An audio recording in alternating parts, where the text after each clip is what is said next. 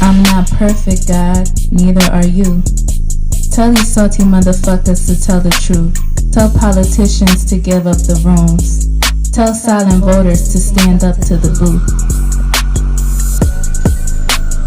God, it's me. Can you hear my plea? Feeling like I'm lost in this world, can't you see? Demons creeping in, trying to take control of me. But I'm just trying to find the light, trying to break free. I'm not perfect, God, neither are you. But why you keep forgetting me? What did I do? Trying to have a convo, but you starting to preach. Feeling like I'm on a leash. Can't find no peace. Living in hell, can't you hear my plea? I'm suffocating, can't you see? Why you let these false prophets roam free? While the well-run suffer, can't you see? I'm not perfect, God, neither are you. Why you keep targeting me? What did I do? Trying to have a convo, but you starting to preach. Feel like I'm on a leash, can't find no peace. Hardest battles, strongest soldiers, greatest burden, broadest shoulders, pushing up just like these boulders. This conflict like it's water, so this mercy, take my chalice, seeking grace through all this malice. All of these salty motherfuckers to give out. Politics and sinners, they all the same. Got me stuck in this endless game. But I won't give up, won't play the role. Gotta do what's best for my soul. I'm not perfect, God, neither are you. Tell these salty motherfuckers to tell the truth. Tell these politicians to give up the room. Tell silent voters to stand up to the booth. Living wild but truthfully free. God keep on watching over me. Take my pleas and keep the receipt. Good morning,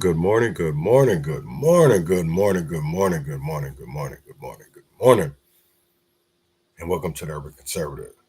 Cops, chaos, and $100 million in reparations. What's really going on? But before we get into all that, I got Micah. I see you. And we'll be right back right after this.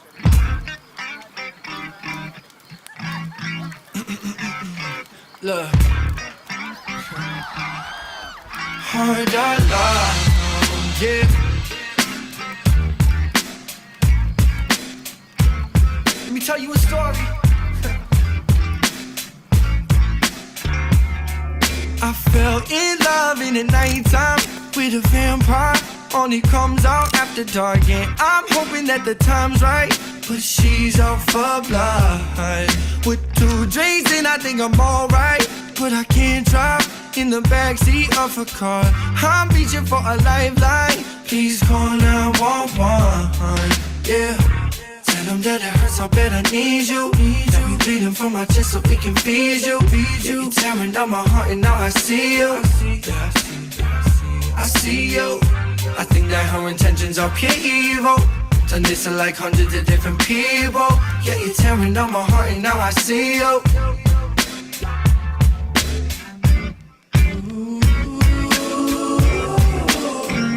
I see you.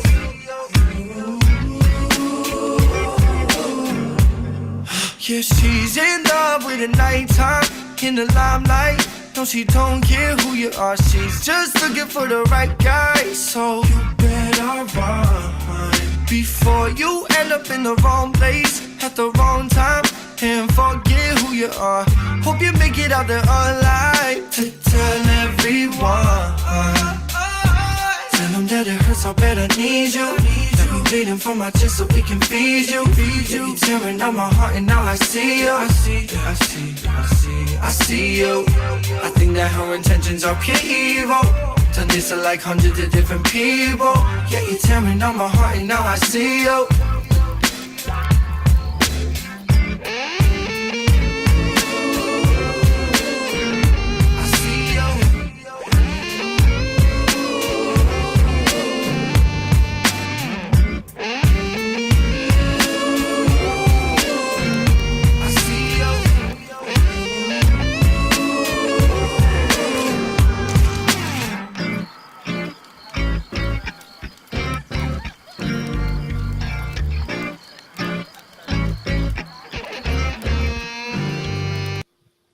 That was Micah Emmerich. I see you.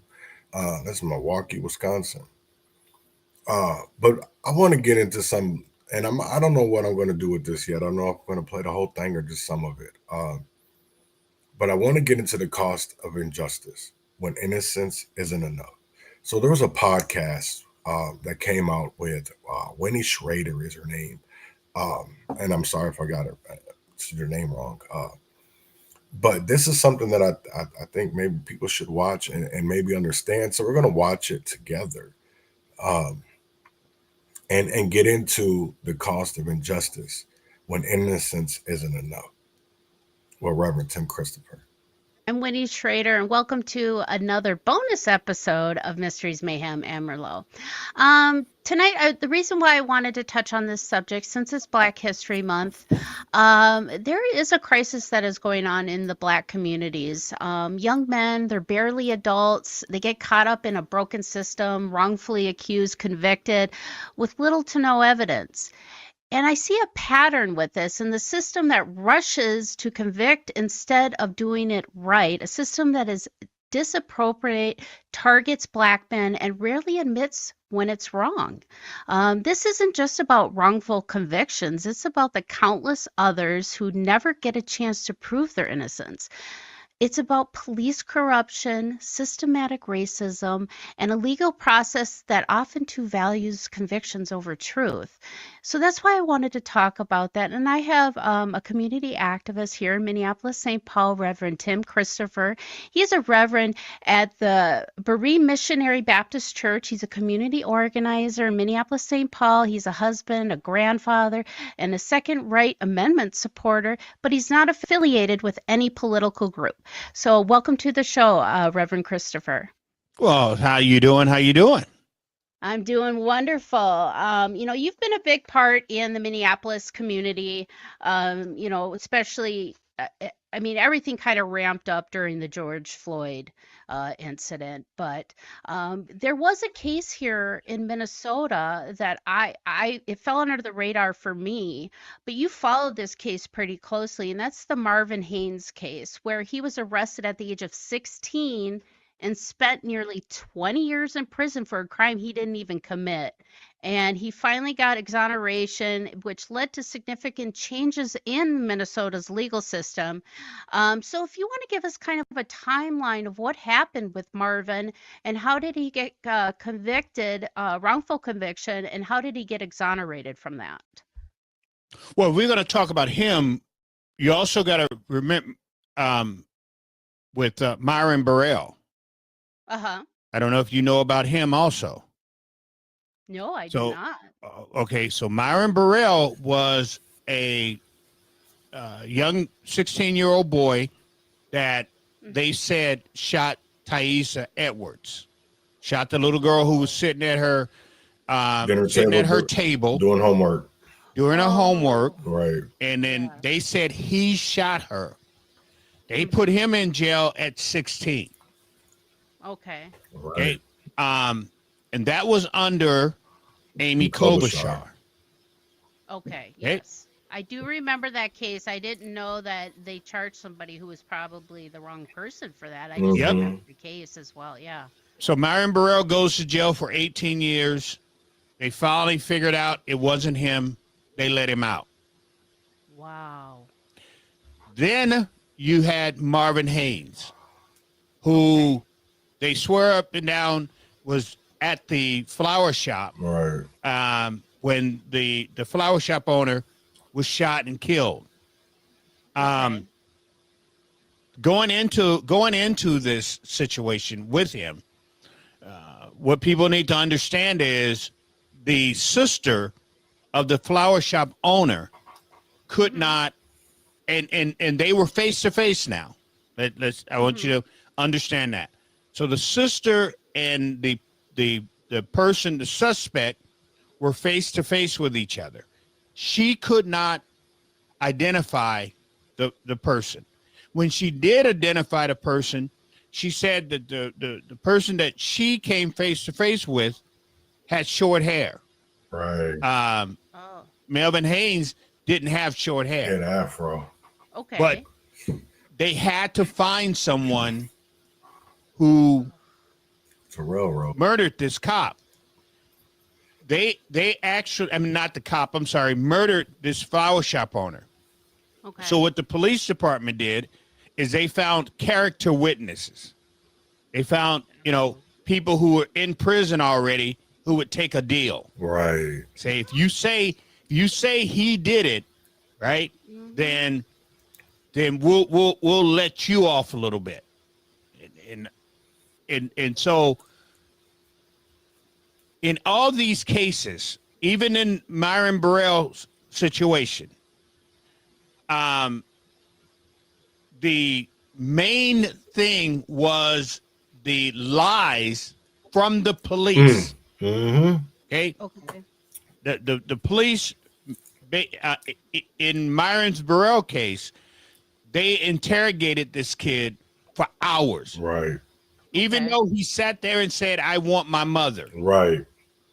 Oh God. They still interrogated him Ignored that. and over and over and over again. Same thing with Melvin Hayes. They interrogated him, 16-year-old kid. They got him in there saying he murdered somebody. Then there's another one that I'm working on. Oh, Philip Vance. another one? Oh yeah, Philip Vance is in the prison system in Rush City right now, and we're trying to get him out. Matter of fact, we had a press conference on him today. So there's okay. Yep.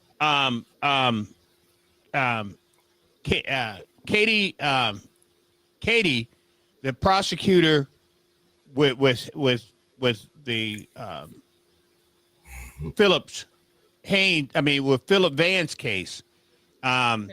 Basically, what these prosecutors do, just like Amy Klobuchar, Amy Klobuchar used Melvin Hayes and Myron Burrell to get to the point to where she is now. Right.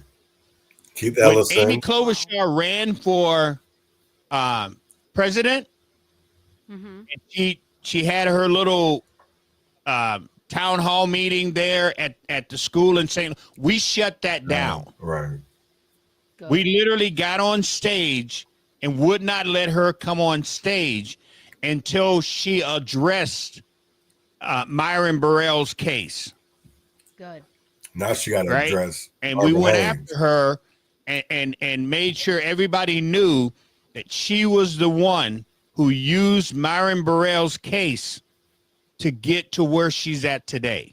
Right. If it wasn't for Myron Burrell, more than likely Amy Klobuchar wouldn't be in the situation she's in right now. No.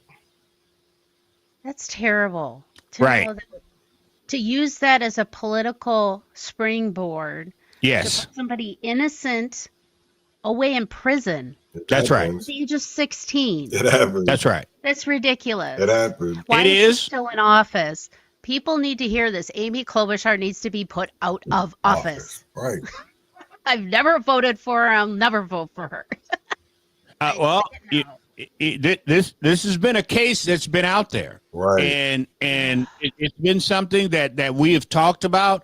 We've made sure, but your white liberal who could care less will put Amy Klobuchar back in the office, Right. even though what she did was wrong, Right.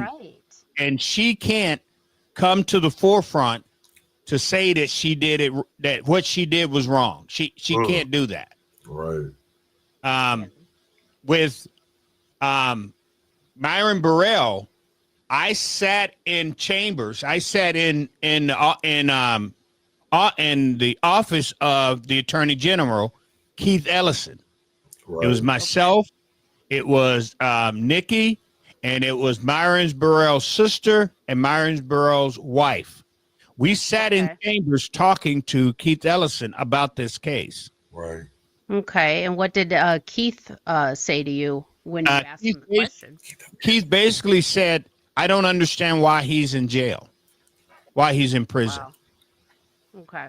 And then, and that's when the story basically took off, and a lot of the black activists in the black community got involved in the case. And they opened up a new case for him. They found out again, like I said, the police officers basically they were so corrupt in this case. They got him a new he got a new trial. During that trial, they said, you know what, we got to let him go because pretty much everything they did was wrong. Wrong, right. That's how Myron Burrell got out of prison, because they realized that the police had done a terrible job. That's how Marvin Haynes got out of prison, because they realized the police had done a terrible job. And if everything goes well, Philip Vance will be getting out of prison because the police had done a terrible job. Yeah, and it seems like, especially with the Minneapolis Police Department, it seems like it's just this ongoing issue consistently. And it just seems like that portion of it is never addressed. Now, when George Floyd happened, the police officers had their trial. Chauvin got charged and is put in prison. But, it's like, okay, it just doesn't stop there. We still need to dig a little bit deeper here and find out what is going on. Why are they pinning these crimes on innocent people? That is scary to know that if you're just a black man at the wrong place at the wrong time can completely change your life. That is scary. And to know that's a fear that you guys have to walk around with every day. Right. Every day. You brought up George Floyd and Derek Chauvin, and I will be the first one to tell you, Derek Chauvin did not have to go to jail. George Floyd did not have to die. Right. But because of the system and the way things were going. Right. Because if Philando, you know who Philando Castile is, correct? Yes, I remember that case vividly. If that cop had have went to jail like he's supposed to, we wouldn't have had be here. George Floyd, and we wouldn't have had Derek Chauvin. The newly released dashcam video shows the moment when Officer Geronimo Yanez stopped Philando Castile for a broken taillight last July. First, asking Castile for his license and registration. I have to tell you, I do have a firearm on me. Don't reach for it then. Don't reach for it then. Don't pull it out. What the hell? Oh my Lord, I Within remember 90 this shit. seconds of making the stop, the 29-year-old officer fired 7 shots. Castile's girlfriend, Diamond Reynolds, was in the passenger seat. She streamed the immediate aftermath on Facebook Live. I told him not to reach for it. I told him to get his hand out. You told him to get his ID, sir, and his driver's license. Oh my God, please don't tell me he's dead. Right. Please don't tell me my boyfriend just went like that. Keep your hands where they are, please. Yes, I will, sir. I'll keep my hands where they are. As Officer Yanez continued to point his weapon at Castile, you can see an officer coax and pick up Reynolds' then 4-year-old daughter, who was in the back seat during the shooting. Get the baby girl out of here! Yanez was quickly suspended from the St. Anthony, Minnesota Police Department and soon indicted for manslaughter. During the trial, Yanez said he feared for his life and thought Castile, a 32-year-old school cafeteria worker, was pulling out a gun he was licensed to carry. Friday, the jury acquitted Yanez of all charges. Valerie Castile is Philando's mother. My firstborn one son died here in Minnesota. Under the circumstances, just because he was a police officer, that makes it okay. Oh, now they got free reign. He's found innocent on all counts.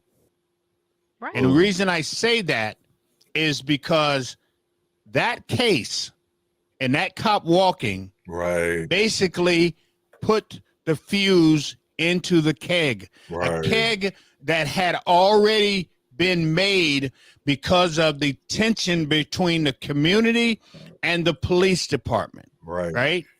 Only thing you needed was a match. Derek Chauvin and George Floyd was that match. And once that match was struck, there was nothing anybody could do. But before that, had that cop went to jail for murdering Philando Castile, and they would have took the system and tried to fix it or make something happen that was going to hold these cops accountable, right? Mm-hmm. I don't believe Derek would have been sitting in jail right now.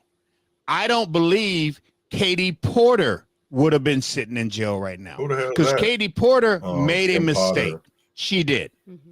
right? Yeah. I'll be the first one to say that. But because of the atmosphere, Katie Porter had to go to jail. Yep. Once she shot that kid, and she thought, her taser was she thought her gun was a taser. Yeah. She had to go to jail because of the situation that we were in at the time. If Derek Chauvin hadn't happened, Katie Porter don't go to jail. If Philando Castile's murderer would have went to jail, that situation with Derek Chauvin and Derek would have never been to jail. Right. But they let one go. Yeah. And they got two for one. Right. And it's because there was nothing put in place systematically to deter these things from happening. They could have upped the proper training for these police officers, psychological care. I always think a police officer should, every 6 months or 3 months, should have a psychological evaluation. Because when you're dealing with stuff like this on a daily basis, it does mess with your mind. And to make sure that these cops that are on the streets, sworn to protect us, are not losing their crap and just start pulling their trigger and not thinking things through properly. Right. And I know Katie Porter, she did Kim say, Potter. she did adamantly say she really thought that was her taser and she made the mistake. Okay, so what can we learn from that? Not put her in jail. Was it lack of training? I mean, come on, those are the things that we need to fix, the things that caused the problem to exist in the first place. And you're very much right. Yeah, if we didn't have those cases prior, we would have never had the George Floyd and Derek Chauvin case and things like that, because there would have been something put in place to prevent those things from happening to begin with. That's right. And one of the things that I always tell people to do is, if they want proof of anything that I say, pull up the DOJ report that was done a couple of years ago on the Minneapolis Police Department. That place was rife with corruption and the things that they do. Now, another thing you can also pull up. Did you hear about the Christmas tree that the 4th precinct put up in the black community? Yes, I do remember that Christmas tree. I remember it having stereotype. Yeah, hot fries, malt liquor, Newport, Newports, anything in the black community that black people do, they put it on this Christmas tree. Now, think about it for a second. This is a police department in a black area. Mm-hmm. That you can't make that up. Mm-mm. Nope. You understand what I'm saying? You can't make that up. Ugh, gross. Right. This is what people have to deal with in that community when they're dealing with police. Right? That's terrible. Right. Oh but, my gosh. Like I said, the way we have been treated all the way back, you go all the way back to Martin Luther King and Malcolm X. Civil rights era. The same thing they were saying years ago. Right. We're still saying today. Exactly. The justice system is broken. Yes. And the justice system seems to always fall, and we're victims of that justice system. No if, no ands, or buts. And I know everybody always, per capita, black people are always doing this. Black people are always doing that. I mean, you hear that story all the time. Right. I'm talking about the black people who don't do anything. Right? I'm talking about the black people that goes to work every day to do things they're supposed to be doing. The Terrence Crutchers. Terrence Crutcher was pulled over for what? For speeding. The police officer decides that, you know what? I'm going to harass this man. He goes walking back to his car. He gets shot in the back by a police officer.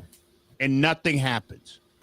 You're talking about Sandra Bland. Nobody knows what really happens with Sandra Bland, but she's a black woman that died. Right.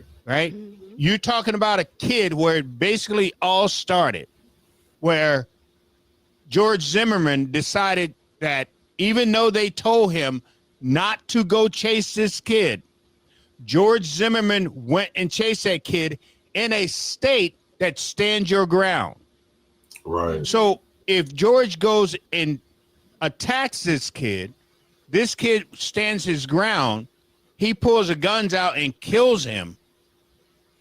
So George now is the only person that can tell the story. After they told him not to go and mess with him. Leave him alone. We don't need you to do that. That's exactly what was said. He went anyway. That kid died. Right. George Zimmerman became a hero of the Republican Party. Right. Running around selling and signing Skittles. This is the system that we have to fight every single day. Every day. That is so disheartening to know that. I mean, I just don't understand. When people say, yeah, per capita, the problem is it's not, people don't understand it. You don't commit a crime because of your race. You don't commit a crime because you're black. Right. You're committing these crimes because the majority of the black community is living in poverty. They have a lack of proper education. Because the cities, cities, police, states, they're not putting the money and the effort to make these communities what they deserve to be.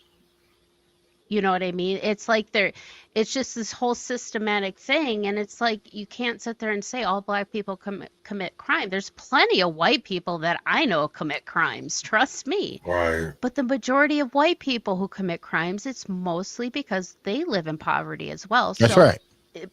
People don't commit crimes because of the color of their skin. They commit the crimes because of the circumstances of which they live in. And if we want these black communities to start thriving, we have to figure out ways to help them thrive. Not keep putting them in prison and supposedly taking bad guys off the streets, because apparently the people they're taking off the streets are not bad people. You know what I mean? It's just, it's so broken. But we do have to take a quick break. There is a documentary that I did watch, and you watched as well, on Netflix, called Trial 4. And that is the case of Sean Ellis, who, he had 2 hung juries, and yet the DA kept pushing this guy to go back to prison. So he has gone back to trial. Now he was leading up to a 4th trial. So we're going to talk about that when we come back from the... Attention, all you true crime lovers. The wait is over. Mysteries, Mayhem, and Merlot merch is officially here. If you love... That is crazy, though, because, I mean, it is. When you talk about injustice, what is the cost of being innocent? Because it's sometimes never enough, as we've seen when it came to, like, the Supreme Court made a ruling, I think it was 2022, that innocence wasn't enough to overturn a conviction. And it's like, damn, so if innocence isn't enough to overturn a conviction, what is enough to overturn a conviction? Because, we come up with rules like that, we hear of statute of limitations or, different things like that. And it's like, wait, why should any of that, honestly, not saying that it doesn't, but why should it? If we can sit here and there's no physical evidence, there's no DNA, there's, eyewitnesses have recanted their stories and said that they lied or were made promises to police officers. And then just like, that's the one crazy part, because we see this all over America, is prosecutors, district attorneys that charge these people. And honestly, when we see cases like Mayan Burrell or Marvin Haynes, or we can even put Edgar Barrentos in there, who was just exonerated late last year. Uh, Again, no physical evidence, but the courts kept on telling them innocence wasn't enough to overturn a conviction. So I'm really happy for the individuals, that sit behind those prison bars, and even know that the system is stacked up against them, like Timothy Magruder or Philip Vance. Shout out to Ohio, Robert Davis, because there's so many individuals, even James Wren, who is that's the one thing I think about, because if we had literally had a stand your ground, is because people always want to talk about, well, you had a gun, you were strapped up, and it's like, do you live not saying where I used to live, not saying right now, but where I used to, you know what I'm saying? It's like, do you live over there? Because I got to listen to a politician on TV say during a press conference that it's easier to grab a gun than it is a fresh apple over North Minneapolis. And it's like, damn, how do these people? But then I get it, because I look at like Amy Klobuchar or, Keith Ellison, and it's like, it's always the people that supposed to help individuals are always the first to have us screwed over. And people aren't educated enough, aren't willing enough to stand up for their own rights, because they've been bogged down long enough over the years that they don't know any different, that they would just forget everything and run. But that's what we don't need to do. We need to do is face everything and rise. We can't forget and run. We need to face it and rise. And once we get that mentality, because there's a difference, one of those is victimhood. When you forget everything and run, that's a victim. And that's instilled, it's a habit. So we call that victimhood, right? So then when you face everything and you start to rise, that's that victorhood. No matter how many times a person going to tell you no, because I'll tell you like this, you're always going to get told no in this world, especially if you're poor, because you're not paid. That's above your pay grade to know better. Let me say that again. That's above your pay grade to know better. You know what I'm saying? So we have to instill it in our minds, in it for it to become habits for us to do different, so that we can do better. Because I will tell you right now that these systems at play, it doesn't matter if it's a nonprofit, it doesn't matter if it's a public utility company that is, works for the government. They're all here to screw us over, the working man, so they can gain power and to leave us behind. And then they have some people that call, that work in the house, because we work in the field. Because even though those people may have a college degree, have maybe a law, do they honestly use that? No, but they told it. They told it like it's a token, and we eat it up. We eat it up. And I don't understand that. It's like we get excited over being a celebrity than actually coming down here and looking at this shit and seeing it for what it is that everybody's a hero, because everybody has a story. Everybody's got a story. You know what I'm saying? So let me get back into this. Tim Christopher and Winnie mentioned the documentary Trial 4 about Sean Ellis, who kept having a hung jury or mistrial. And so they kept coming back, kept trying to put these charges and convict him of a charge of killing a police officer, very similar to the case that you were talking about here in Minneapolis. So when you watch the documentary, now this is in Boston. Now, Boston Police Department is about Minneapolis Police Department's racism times 10. Yes. They were horrible to the Black community. And Now, when this happened, I believe it happened in 1993 in Boston. Boston Police Detective John Mulligan was found shot 5 times in the face while sleeping in his car outside of a Walgreens. Now, on October 6, 1993, Sean Ellis, he was 19 at the time, was arrested and charged with his murder, and largely based on the witnesses' testimonies and circumstantial evidence. So it's more of that character witness, hearsay kind of stuff. And when it comes to capital cases like this, I honestly think hearsay and character witnesses shouldn't even be allowed because, like you said, people can lie. Incarcerated people, they're going to say whatever the heck you want them to say so they can get 10 years off their sentence. So when you watch the documentary, what was in the beginning of it, what was kind of your expectations at the end? And watching it, how did you see his case progress to the positive for him? Well, like I said, I remember the case without, once I start watching that, I remembered that case because I kind of studied it a little bit while it was going on. But leading into that case, right?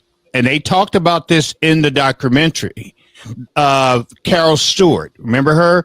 The white lady that her husband shot her, but then he said, the husband brother shot her. It was set up, and he blamed a black man for it.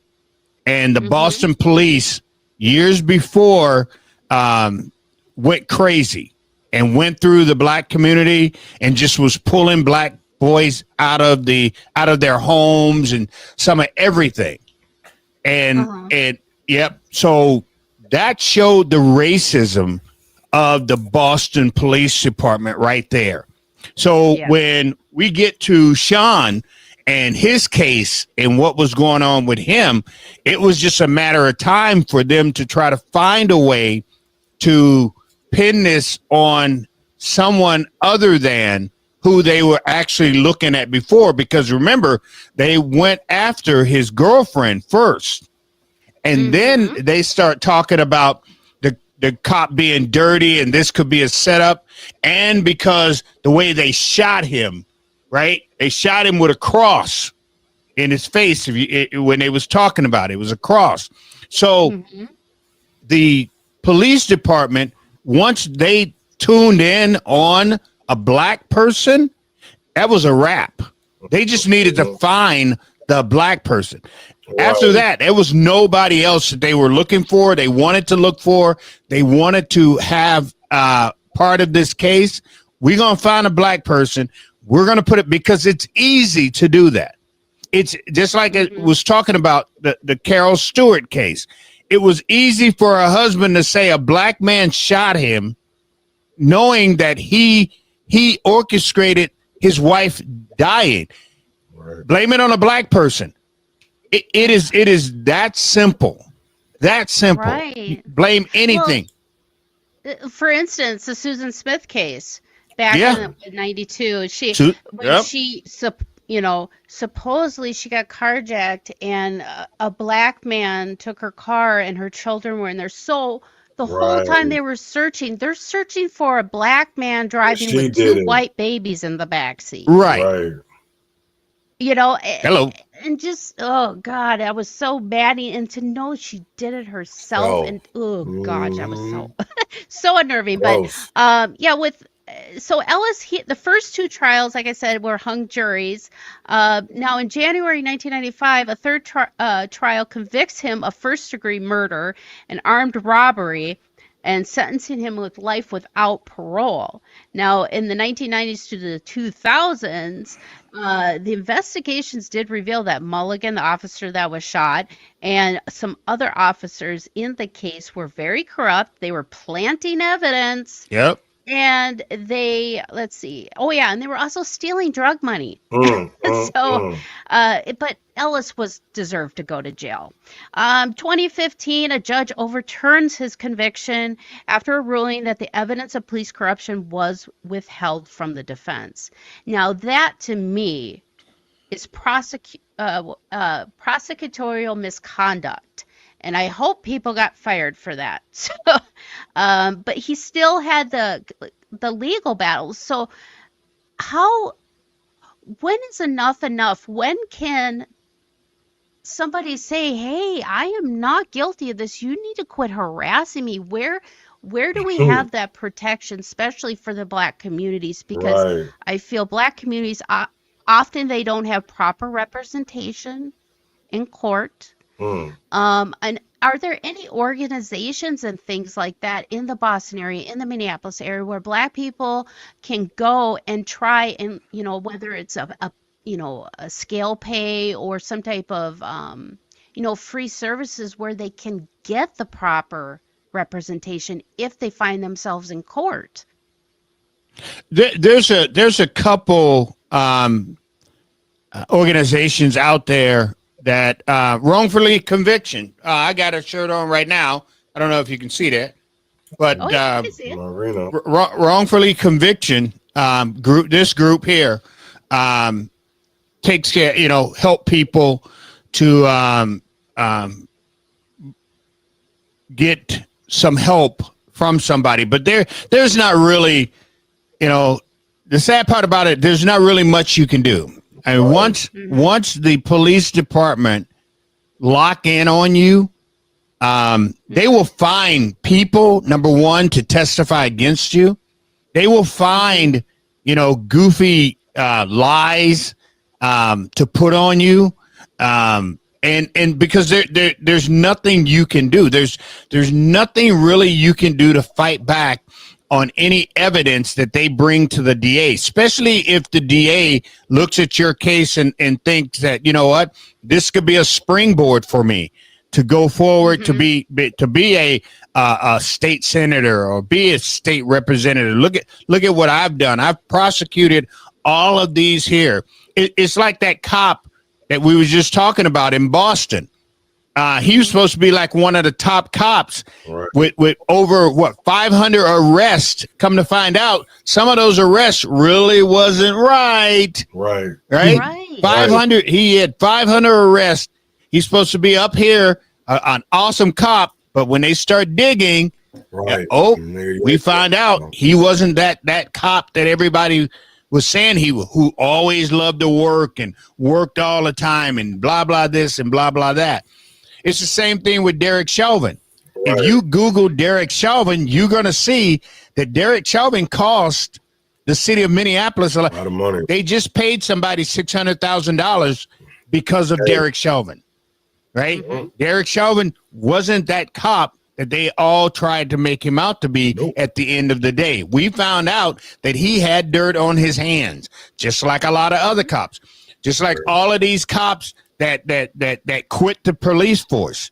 They didn't quit the police force because somebody was doing this or something. They quit the police force because they knew that they wasn't the type of cops that could actually change. They had been so into doing something this way, they wasn't going to change. And if they didn't change, they were going to jail. That's why the cops that are there now are doing an awesome job. Those cops that stayed are doing an awesome job because they was willing to change from the corruption that they, but all them other ones who decided, I'm leaving, and that left the police force short. Yeah. Nah. They left because they knew they did not have the ability to not be corrupt and dirty. That's why they left. Let's tell, if we're going to tell the truth, let's tell the truth. Right. And if I were a police officer going to a police force like that, and that's what I was seeing, I'd definitely walk out the door. I'd be like, this is not why I signed up to be a police officer. Yeah, that's right. I can be racist on my own. I don't, it's like, I don't understand that mentality. And you would think that somebody who chooses to be a police officer, that's a hard decision to make. Right. You're giving up your time, commitments, sacrifices. You're putting yourself on the line every day. And to know that they're using that to their advantage and destroying lives of innocent people is just so disgusting and just unhumane to be seriously, like they're not even looking at at the people they're supposed to protect as even humans. They're looking Right. at us True. like rats, you True. know, and True. we can't have that mentality in our police force. And like with the Sean Ellis case, thank God the last attorney he had, I'm not going to even attempt to say her last name. She has a very Italian sounding name, Yeah. and my Minnesota mouth cannot say him, but her first name is Rosemary. So we'll just call her Rosemary. But she was a go-getter and a fighter, and she did everything she can to get him exonerated because she's like, this is crap. And she was the one that really dug deep and exposed the corruption of the police officer that Right. supposedly he killed. But more than likely, it was probably a drug deal gone bad or something like that because he was so corrupt and dealing with that kind of stuff behind the scenes. It's like, and the police department didn't want to put a scope on him because probably all the way up to the top seat was involved in stuff like that. Right. So it would expose everybody. Everything. Right. And that's probably why they do these type of cases and just pinning it on the easiest scapegoat they can, and that's a black man. Well, You know, it's and if you think about it, going through the show that we watch, the casings are in the passenger seat. So the gun had to be, I mean, and they even said that whoever shot him put the gun in his nose and pulled the trigger. So somebody was either more than likely sitting in that front seat, correct? So Yep. whoever did it, he knew who it was. Right. Think about that, right? Exactly. To be And, that close. And like for instance, if Sean Ellis was there and if he did have the gun, it wouldn't been like the way he was shot and killed and how they mutilated him. To me, that's very gang. That's very mob. That's right. They're That's making right. a point. Right. They're destroying your face so you can't have an open casket. That's That's not right. something that just a bystander Does. criminal that robbed a convenience store would do. They would Right. shoot and run. They would sit Right. there and destroy your face. So it definitely had something to do with that, but it was like the whole district attorney and the DA, the prosecutor, and everybody were so hell bent on trying to make this stick because, like I said, it was covering their own ass because they knew if the stuff got out, the whole Boston Police Department would have been probably dismantled because it was bad. Yeah. I mean, It's still bad there. especially when it comes to the corruption. You know, you look at that whole situation again, and I mean, 5 shots. You got to stick around. You got to stick around for 5 shots. This wasn't I'm just going to walk up and, you know, pow, pow, and that's it. No. Yeah. This was pow, pow, pow, pow, pow, pow. So you're sticking around, and you know somebody around there, I mean, it's a Walgreens, could probably see you. So whomever it was that shot him was very, very comfortable with what they were doing. Right. And more than likely, like you said, it came from inside the vehicle, not from outside.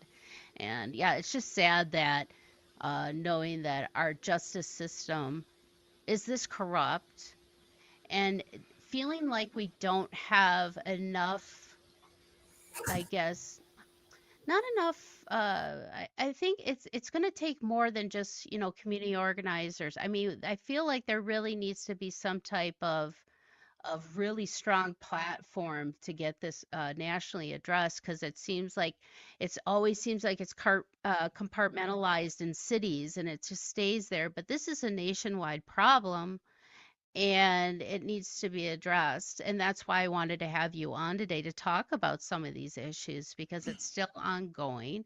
And so I urge my listeners to reach out to some community organizational groups, see what you can do, volunteer your time, even if it's to be a big brother, big sister to some of these, you know, unfortunate kids that don't have, you know, both parents, they don't have a sibling to, you know, kind of guide them. Though even those little things can make such a huge impact in a community. And so I'll put up some resources and links for that as well in today's description. Well, thank you so much, Reverend Tim Christopher. You are a pleasure to have on, and I'm so glad that I know you. Okay. Now So they definitely got into some good topics and about history about Minneapolis. But I want to take you, we got to, when we talk about corruption, we can't just talk about, that it's one set of people. But I want to take you to West Memphis, right? We all know what happened to Tyree Nichols. But I want to take you to a place where 4 officers have been placed on administrative leave, pending an investigation into sexual misconduct. Now listen to this story, because it's what I don't understand is, how do you expect if there's, I'm just going to get into it. And now updating breaking news we first brought you on the news at 6. 4 mostly high-ranking Memphis or West Memphis police officers have been placed on leave. Hello, I'm Greg Hurst. Hi, I'm Stephanie Skurlock. The move follows allegations of sexual misconduct. WREG's Tia McKenzie is live tonight with what we know so far. Tia? That's right, Greg and Stephanie. Now, there are reports of sexual misconduct and intimidation against individuals. 3 men and 1 woman are at the center of this investigation. Major Stacy Adam, Captains Mose Walker and Ivora Hall, and Officer Treasure Gaither were placed on paid administrative leave. West Memphis's Mayor Marco McClendon is out of town, but says he learned about the investigation Tuesday. With this, because this is very concerning, because this is majority of my top ranking officers. WREG did some digging and found this isn't Major Stacy Allen's first time under the microscope. Back in 2021, 3 women came forward and said they experienced harassment and discrimination by Allen, with complaints against Allen dating back to at least 2017. We followed to a T all of the suggestions that she gave us to try to handle this. Now, for to come back up in this same investigation again, that do raise a red flag, and something we're going to definitely have to pay closer attention to make sure that we didn't make a mistake on this call. West Memphis PD in a statement said, quote, "We take all allegations of misconduct seriously and are committed to upholding the highest standards of professionalism and accountability." McClendon believes this incident puts a stain on the department and the city. When you have especially 3 of these officers that got many, many years of experience in being a police officer, definitely would be a loss for the city of West Memphis. But like I say, it's not one man or woman is bigger than the law. And one thing, I try to hold my officers up to a higher standard. Mayor McClendon says he hopes to learn more about what actually happened once he returns to the city of West Memphis Monday.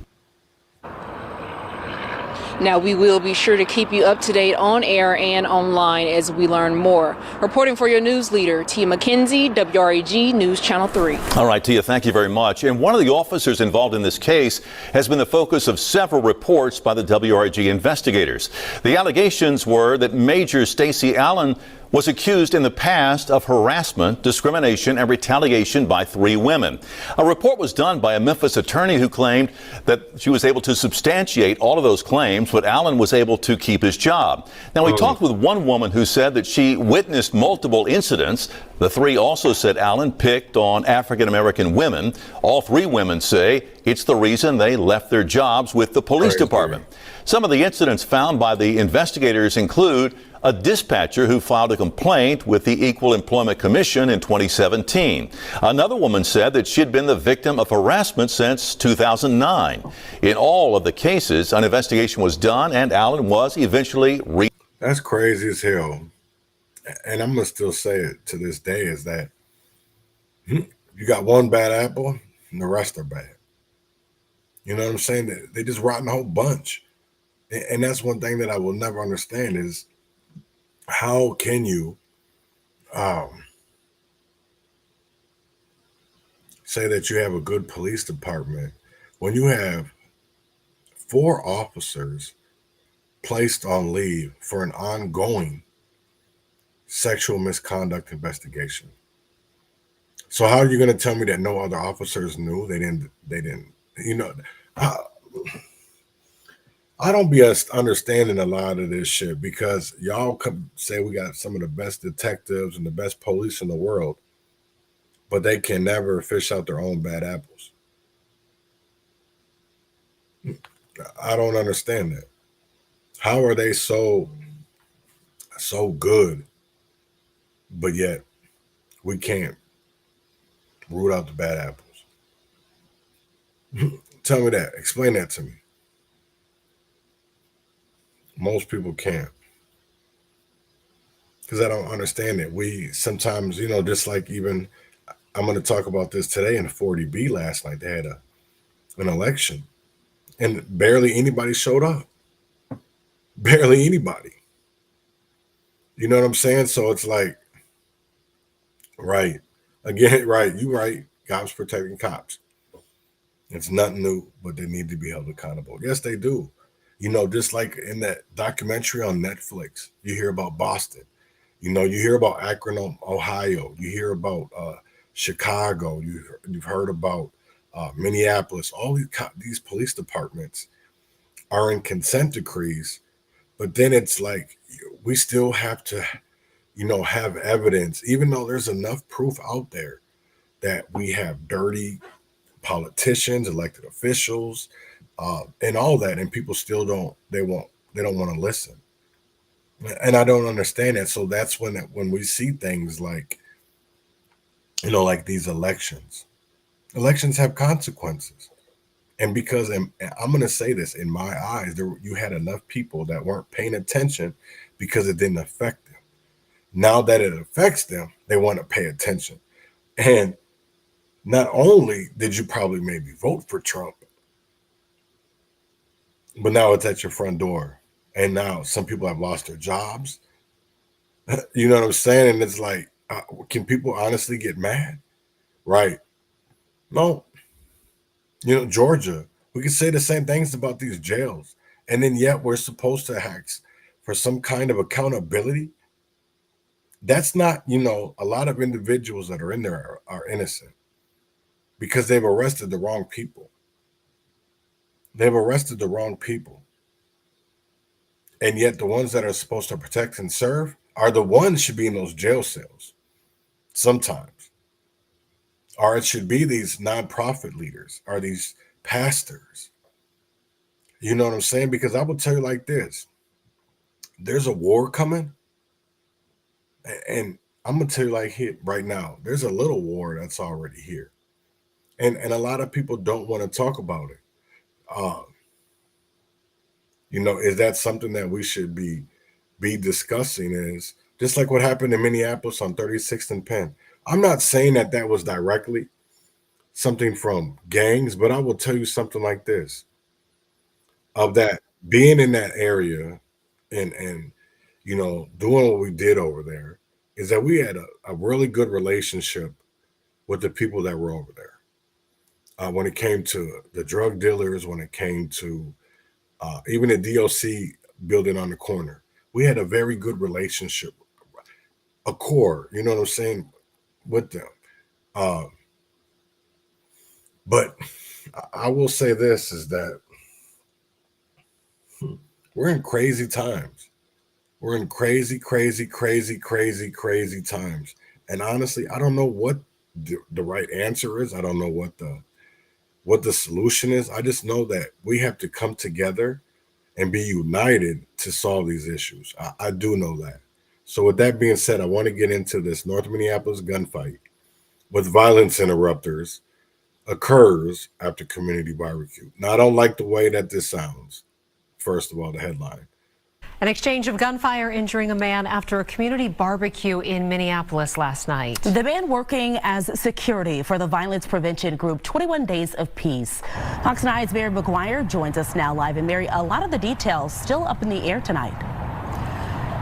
And Simone, still a lot of unanswered questions as well. This shooting still under investigation tonight. But this all comes as the work of violence interrupters across the city of Minneapolis is under a microscope.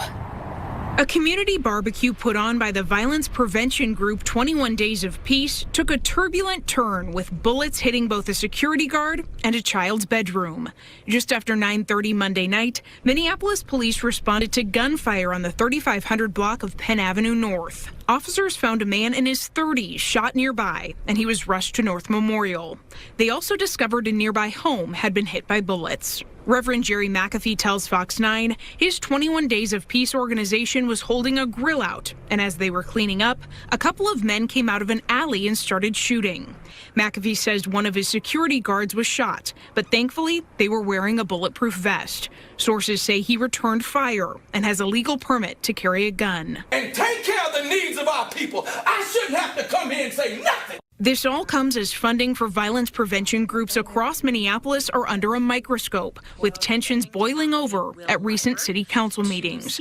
The city has been accused of awarding violence prevention contracts to groups without verifying how money is spent, leading to new accountability measures. 21 Days of Peace does not currently do any violence prevention work with the city, but is contracted for community trauma response services. It's still unclear if Monday night's barbecue was a part of their contracted work. Now, at this hour, no arrests have been made in this case, but we are told that the man who was shot last night is expected to be okay.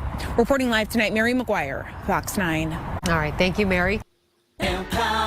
So at least he will, live. But that's the crazy part for me, is because, like, I will say this: I don't agree with that group because I do think they're on the they sit on both sides of the law. They work for what benefits for them. And there's so many cases out there where these names have been attached to these groups. I don't know if it was a hit. I don't know if it was that 21 Days of Peace or like Jerry, because I'm sure Jerry and Sharif were out there. You know what I'm saying? So it's, there's a lot of things that are coming out about Minnesota. I won't even say Minnesota gangs, but Minneapolis, right? The structure, because it came to find out that the city of Minneapolis was playing Bloods in George Floyd Square. And that came out through federal courts and lawsuits and different things like that. And it's like, damn, when are people going to finally wake up? And that's why I do want to answer your question, Matt. You know what I'm saying? You asked, you think things have changed after 2020 from before? I feel like we made more headway in holding law enforcement accountable after 2020, more so than before it. But we need another revolution to make this system. Do I feel like we've had a lot of change since 2020? I'm going to say this, right? We've seen Derek Chauvin and Tao and Quen and Lane be incarcerated, right? We've seen Kim Potter be arrested, be charged, and go do her time. You've seen other officers like Tyree Nichols have been charged. But I will say this, is that when you see our children like Jasmine Tucker, there's other instances where cops are killing our youth, taking dreams away, snatching them, and there's not no type of accountability. There's no type of justice. So in my eyes, I don't really honestly feel like we've gone a whole lot since 2020. Yes, we sacrificed Derek Chauvin, but how much money has been paid out in George Floyd Square? Because I will tell you right now, between 2 lawsuits and 9 businesses, you have them suing the city of Minneapolis for $79 million. For $79 million.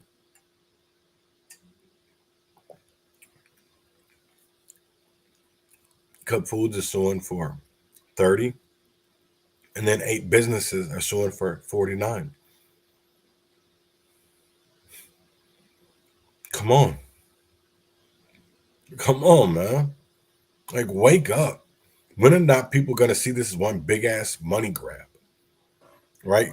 People just see this for what it really is. And this shit is just really a big ass money grab. You know what I'm saying? It's like, I call them political gangbangers. Democrats and Republicans, right? Political gangbangers. As long as you have the two-party system in Minnesota, it won't change. The left wants all bad to be good, and the GOP wants to blow the MPOA. Right. No, I agree. It is such a, a disconnect. They say that there's, people working in George Floyd Square. There's two officers over there. That to me is too late. You know what I mean? It's like there's been years and years and years of this shit. And then y'all now want to pay attention because you're seeing all this money go out. And I do agree with Robert. I don't know how the system is going to change. I don't know if there is a path forward. Not when there's so many hurdles in that path. You know what I'm saying? Because you got to jump a lot. That's the one crazy part, right? And I don't think a lot of people understand is, like, even when it came to 40B last night, there was a lot of fucking speculation with this election. I won't say that it was, I'll say it was skeptical, because I will say like this: you had Associated Press and some other news media claiming already the winner, but the results weren't out.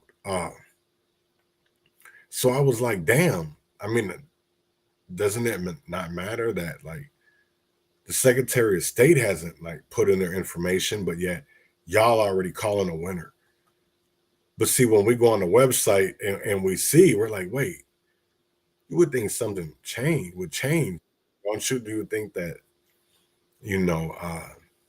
how does news media, mainstream, Associated Press or USA Today have stuff about elections when they're for the people? So I want to get into this about 40B, right? Because I want you to look at these numbers. Because so there was, how many people live in this district? 28,550 registered voters of yesterday morning, right? I'll show you this, but I want to get into this article. It's not very long. And there's like maybe 13,000 came out and voted. I think there was like, I put it in a number. I think it was like 13,000. So let me get into this. Last hour, the AP has called Democrat David Gottfried as the winner of tonight's special election in Roseville and Shoreview. It now ties Democrats and Republicans in the state house, ending that temporary Republican majority. Those results still have to be certified, but Republican House leaders told KARE 11 they expect Gottfried to be sworn in on Monday. When that happens, there will be 67 representatives from each party seated. From here, the two sides have worked out a power-sharing agreement. Right. Republican Lisa Damuth will remain Speaker of the House, and Democrats and Republicans will co-chair committees. Now, I was paying attention to this election because honestly, a lot of people should be. A lot of people should be paying attention.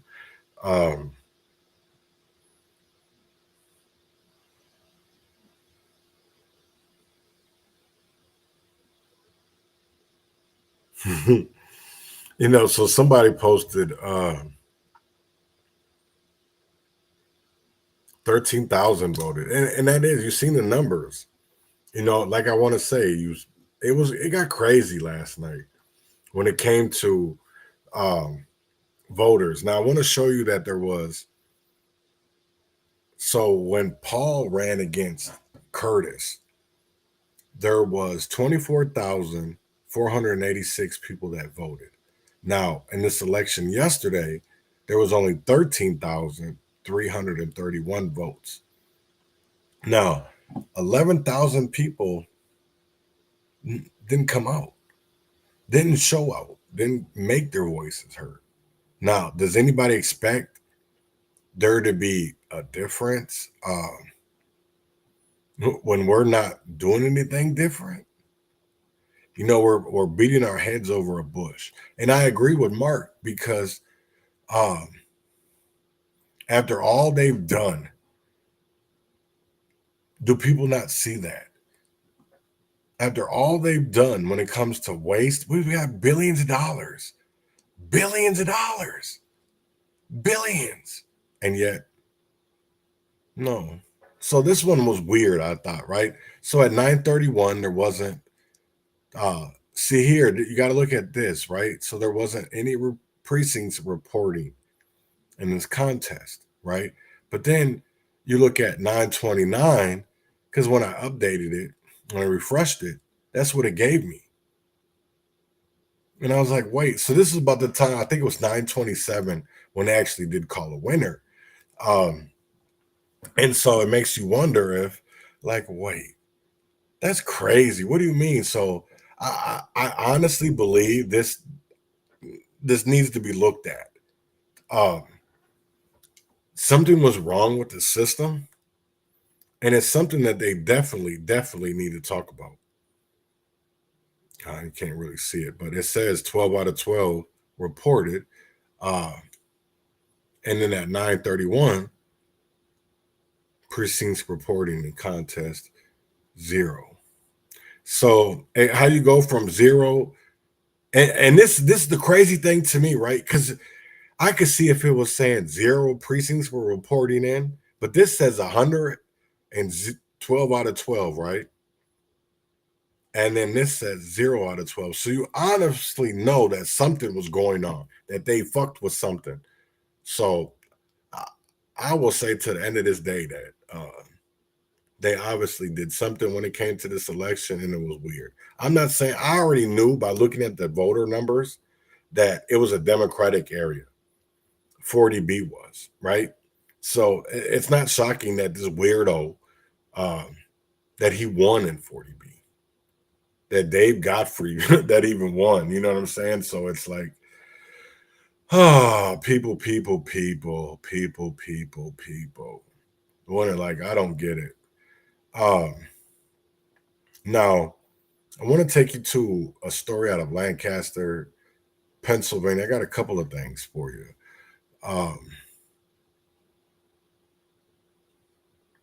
Because and this is all over bike reflectors. And that's the crazy part. So I want to get into yesterday what happened. They had a city council meeting, and some people spoke. So I want to get into their use of force out there in Lancaster, Pennsylvania. Well, Laura and Michael, I gotta say, tonight I saw the biggest crowd I've ever seen at a Lancaster City Council meeting, all packing into this building to demand more action from law enforcement and council members, while also calling for a change in city culture. These cops that have been here 20 plus years, they're problematic. They've been problematic. Calls for accountability, transparency, and change filled these council chambers Tuesday night as Lancaster residents demanded action from city leaders following the circulation of this video. During the incident on March 2nd, police say they initially stopped these bikers because they didn't have appropriate lighting or reflectors and recognized the teenagers from previous run-ins. Lancaster City Police say this video only shows a fraction of what happened. We have to take a view of the entire incident, not just a short video clip. That video clip that went viral on social media was just a very short portion of that interaction that evening. Many residents say they needed to make their voice heard after seeing the video, an incident some say mirrors their own experiences in Lancaster City. I legitimately am fearful of Lancaster City Police. I go the other way when I see them coming. So I can imagine what youth and teens are going through when they have an interaction like this. They're pretty much probably scarred for life. Resident Jessica Lopez, who organized Tuesday's meeting attendance, says the video of the police incident was chilling in many ways, but especially as a mother. These kids are half the size of my child. My brown-skinned child he wears a size 36 men's jeans and a size 13 sneaker. If they're terrified of these 15 and 16-year-olds, they might kill my son. That's the reality that we face here. Now, council members did say tonight that they have requested a meeting with the police chief. Live in Lancaster City. Now, I want to get into the part where Jessica spoke last night because she did speak to the city council. And I want to play that. Next speaker is the Black Voter Outreach Network of Pennsylvania. I understand that the representative for this organization could not be here this evening, so I have allowed a second speaker. I will reiterate that we need to keep equal time for everyone, please, and thank you. Yes. I'm going to come up and hand you guys this proposed resolution. And along with that, I'm also going to hand you the City of Lancaster's commitment to racial equity that came out in 2020 that has not been put in place and we feel is not being followed.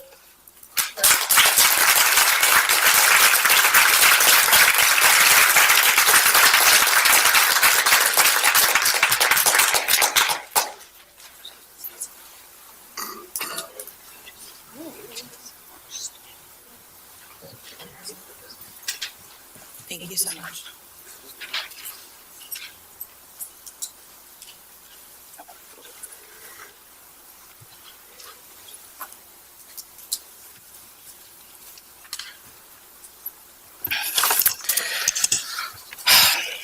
Good evening. My name is Jessica Lopez, and I'm here today speaking on behalf of John Mena.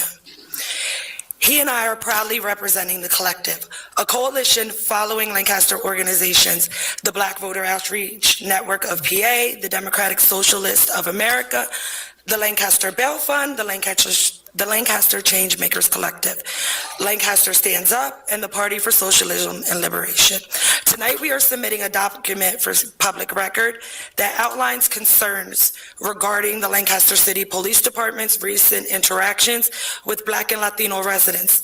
Specifically, this document highlights the March 2nd, 2025 incident involving the use of force against several Latino teens, as well as other recent cases that have raised serious concerns about transparency and accountability within the department. We recognize that Chief Mendez is a lifelong Lancaster resident and a veteran officer in this city. Given his deep ties to the community, we believe it is reasonable to expect leadership that actively works to improve trust between law enforcement and the public, particularly for marginalized communities. However, the continued use of force and lack of de-escalation involving Black and Latino residences raise significant questions. What steps are being taken to prevent incidences like this from happening again? How does the police department ensure officers follow de-escalation policies before resorting to force? Why are previous uses of force reports unavailable to the public? Repeat, why are previous use of force reports unavailable to the public, and when will they be made accessible?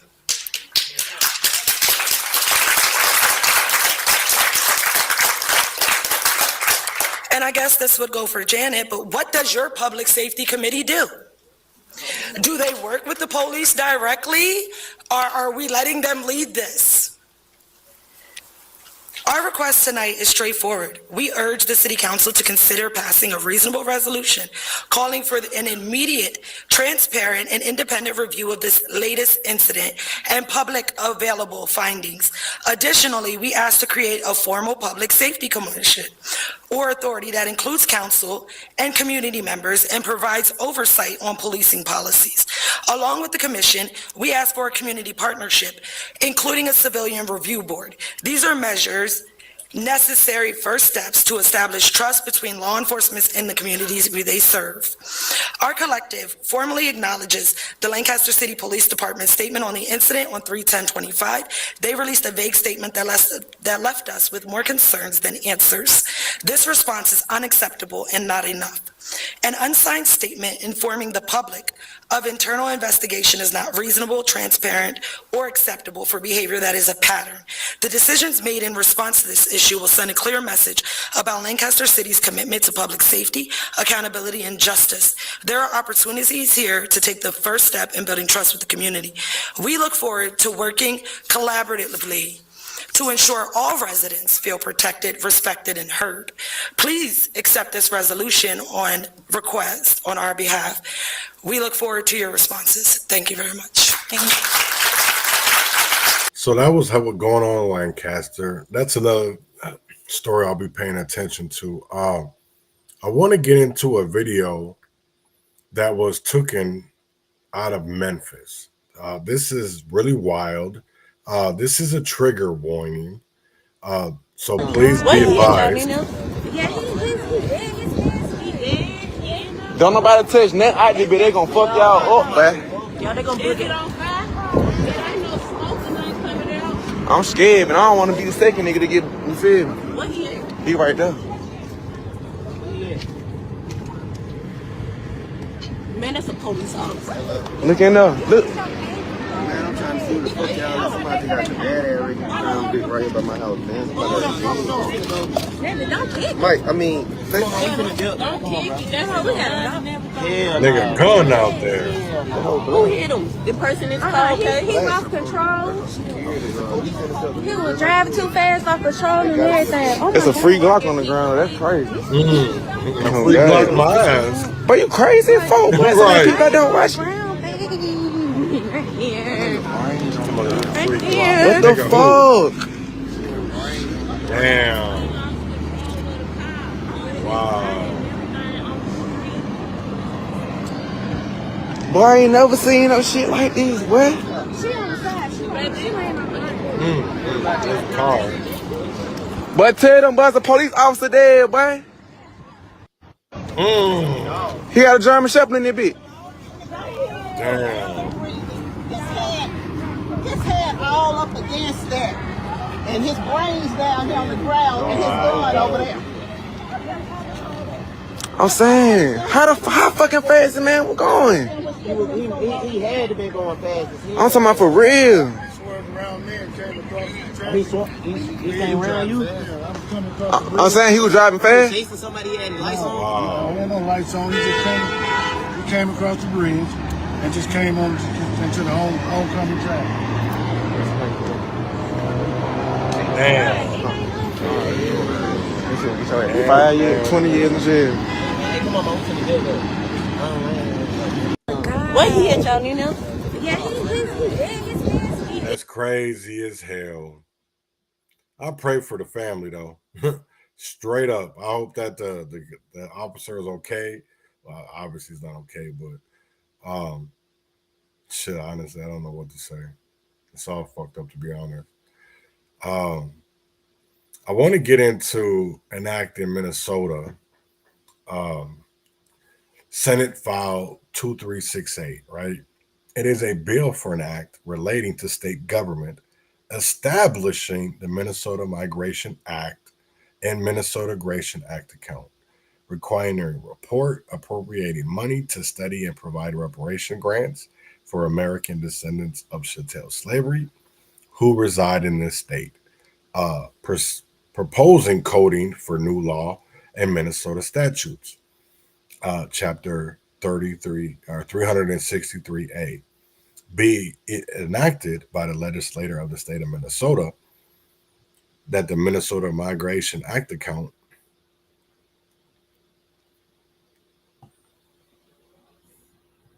is established, and a special revenue fund and the state state treasury funds in the account are appropriated to the Commissioner of Human Rights for the administration of the grants awarded by the Minnesota Migration Act Advisory Council.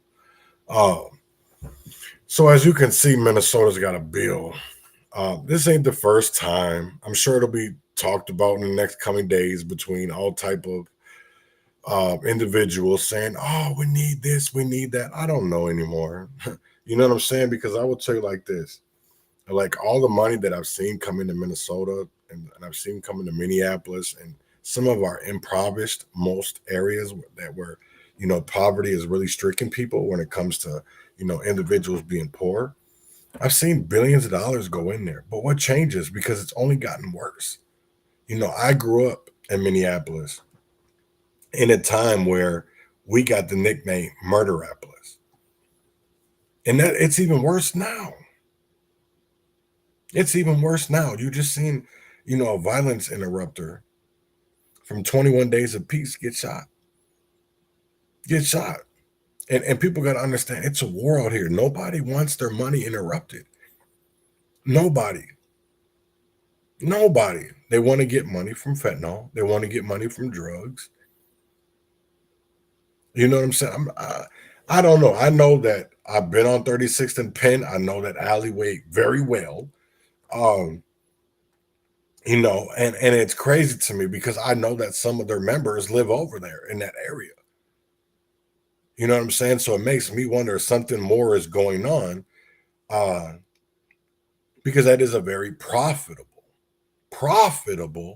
area. You know, they had the apartments over there. I don't, you know, that's the one crazy part. I don't know what gang or crew, because I will tell you like this, being from and going over there, they're not clicked up like it used to be. It's not Bloods and GDs, and it's more these crews. You know what I'm saying? And they're clicked up. You know, you got the highs, the lows, the Bloods, the Trays, the bogus boys. There's a lot of shit. You know what I'm saying? So I don't know what's going on. You know, I know that you're going to see a connection between politics and gangs, and people can't be shocked by it anymore. You can't be, because that's not how we're going to get change. I will tell you this: you have to call it out, or we're not going to get any better. I will tell you like that: we're not going to get any better if we don't call it out. If we don't call it out. If we don't call it out so that we can be better people, nobody is. Nobody's going to call it out. Nobody's going to be like, oh, let's do better. Hey, let's do better, man. No, it doesn't work like that. It doesn't work like that. I wish that it did, right? One thing that I wanted to talk about before we get up out of here is everybody sees, you know, what's going on with mass deportation, and we're talking about illegal immigration. We're talking about recessions. We're talking about a magnitude of issues that are going on with this administration, right? Because the other administration allowed it. No matter if it came to deportation, no matter if it came to, I shouldn't say deportation, but they were coming across our border. And I've been trying to tell people that elections have consequences. These are one of the things that we had to expect that was going to happen, because we've seen, maybe you haven't, maybe you guys have actually seen it, but we've had instances where there's been strikes for workers because they were scared that AI was going to take over. Now, there's been presentations where teachers are going to be artificial intelligence. My eye checkup was not even in person. The doctor wasn't. The doctor was in a whole nother place. That's the funny thing. He definitely wasn't in Minnesota. But I want to get into how Minnesota workers eye potential impact of AI in the industries.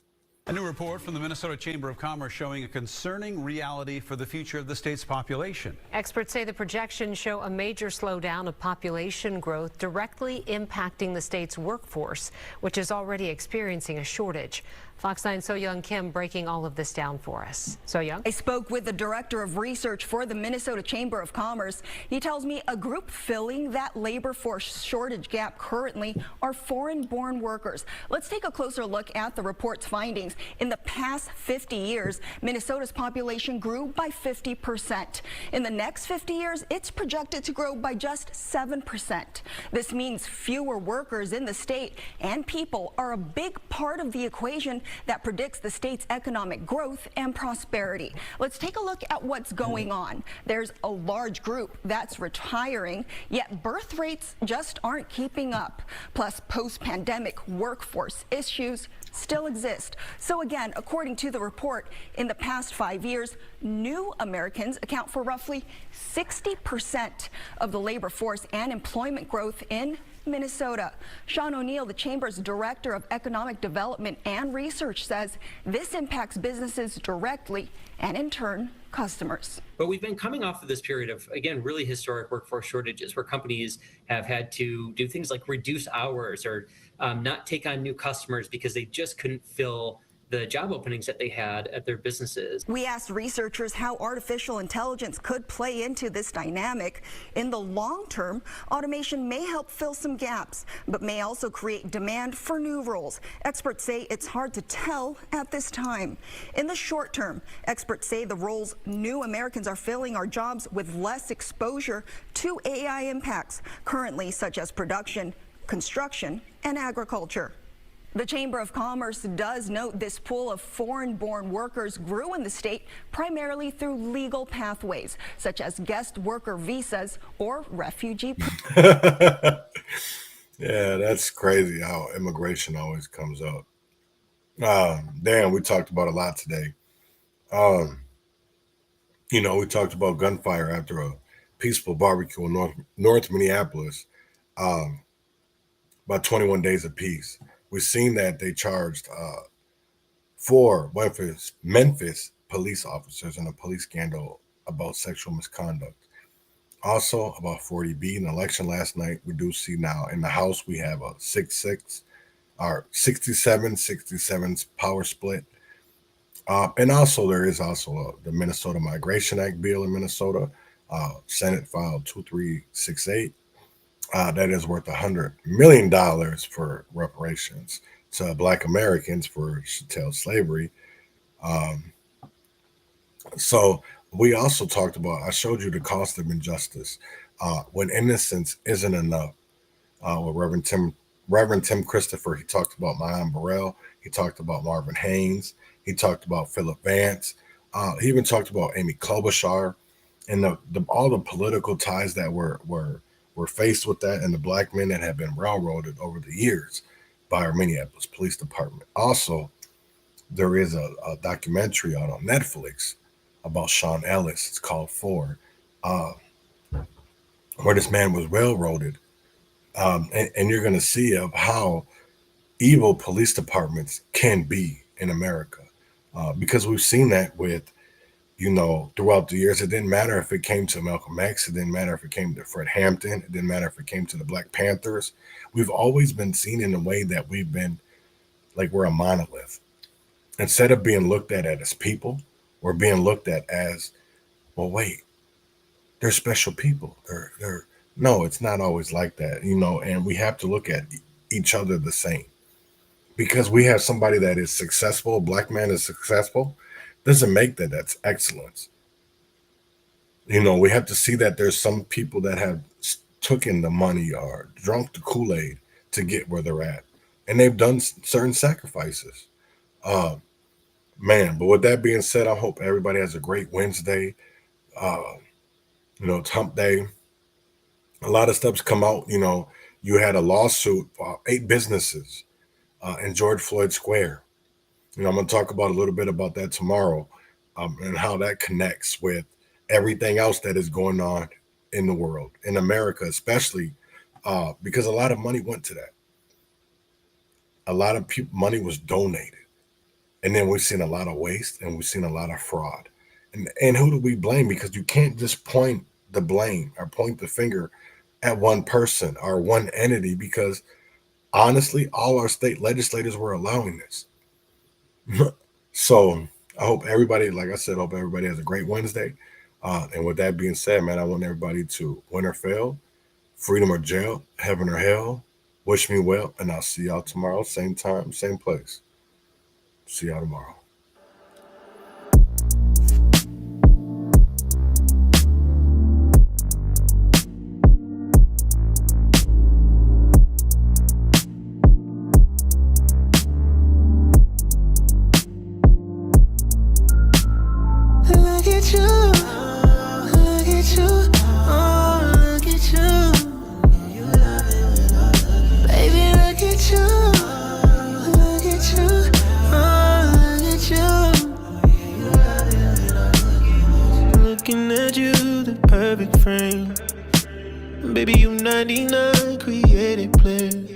Soon as your water falls, I just need a drink. Wanna put you in your place right here, right now.